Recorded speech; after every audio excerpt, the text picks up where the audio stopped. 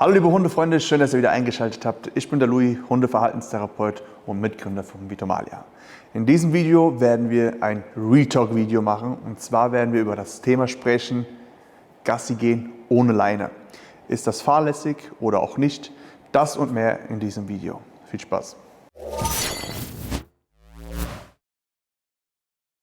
In diesem Video werden wir einmal darüber sprechen, was wir für Erfahrungen gemacht haben mit Hundebesitzer, Besitzerinnen, die mit ihren Hunden ohne Leine Gassi gegangen sind.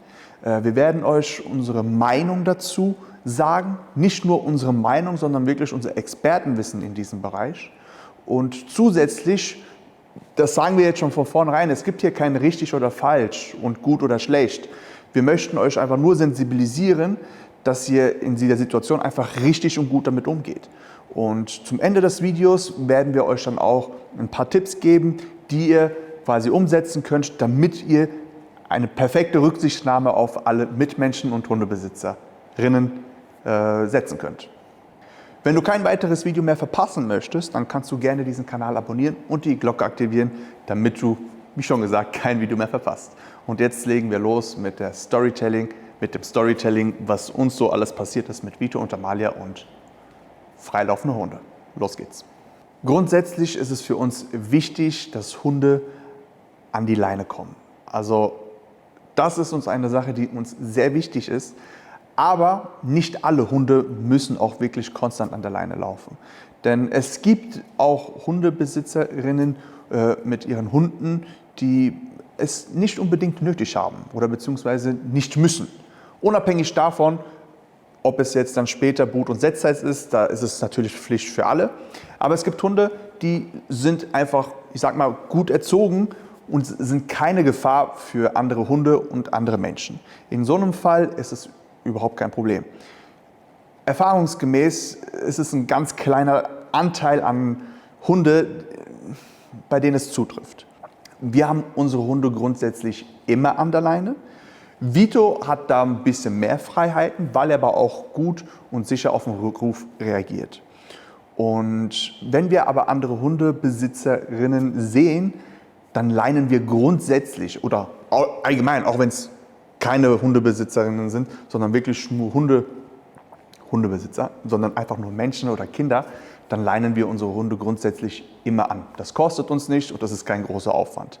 Und das ist auch sehr respektvoll den Gegenüber einfach. Weil wir können nicht davon ausgehen, dass jeder Hunde mag.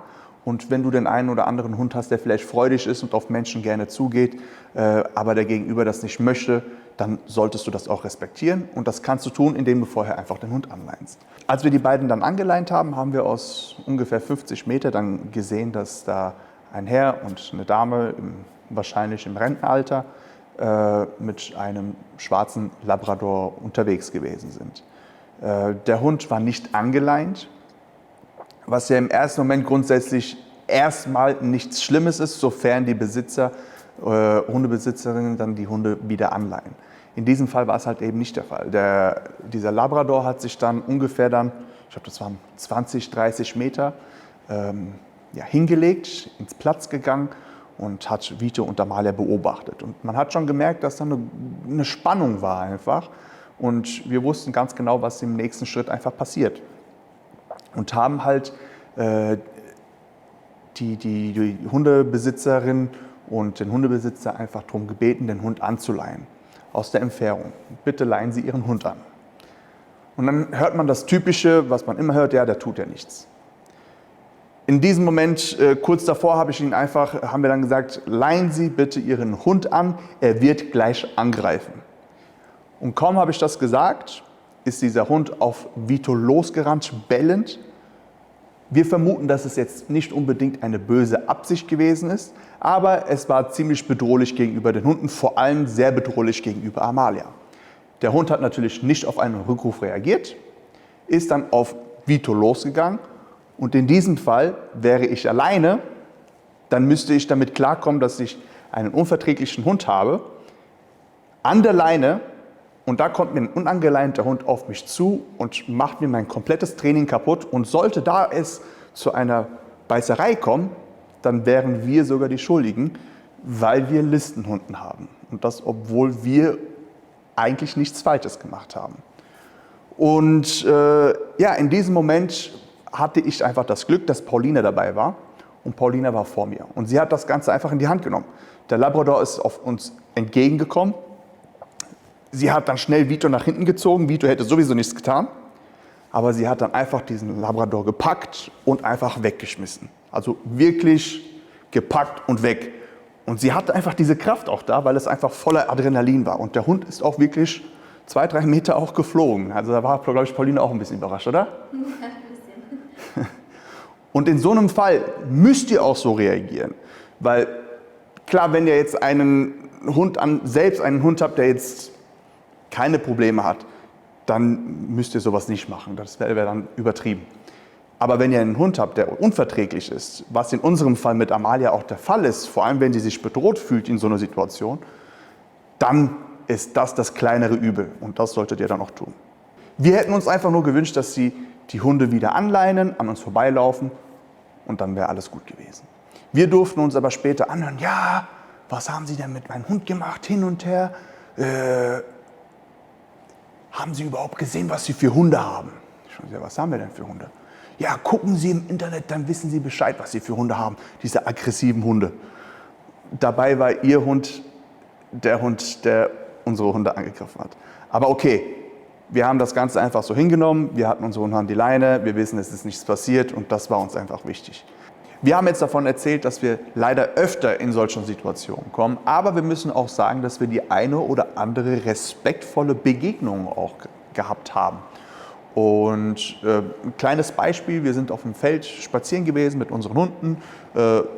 Vito war unangeleint, Amalia angeleint. Wir haben von Weitem gesehen, dass da 2 Menschen kamen mit Jagdhunden. Und im ersten Moment dachten wir, okay, also Vito angeleint. Später war das Problem überhaupt kein Problem, denn die anderen Hundebesitzerinnen haben ihre Hunde einfach angeleint. Wir sind aneinander vorbeigelaufen, die Hunde haben dann indirekt sich beschnüffelt, wir haben uns begrüßt, fertig.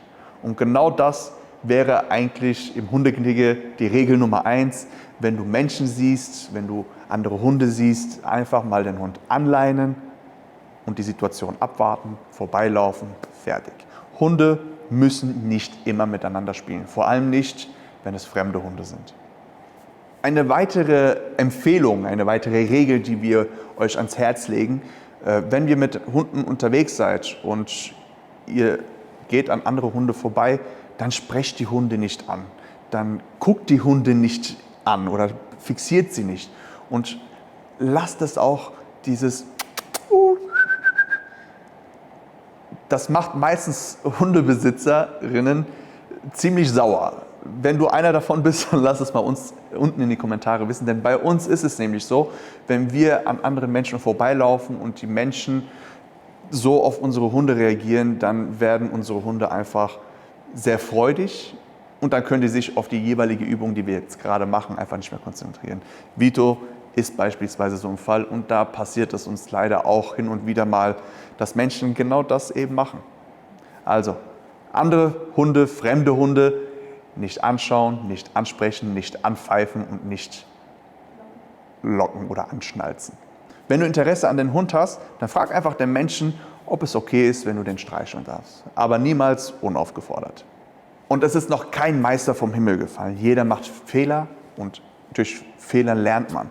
Und es kann auch sein, dass du in so eine Situation mal gekommen bist und du warst vielleicht unachtsam und deine Hunde oder dein Hund ist einfach mal weggegangen und das ist leider zu so einem Fehler passiert, dann sei dir da nicht zu schade, dich auch bei den Menschen einfach zu entschuldigen, denn dann haben die meistens auch Verständnis dafür.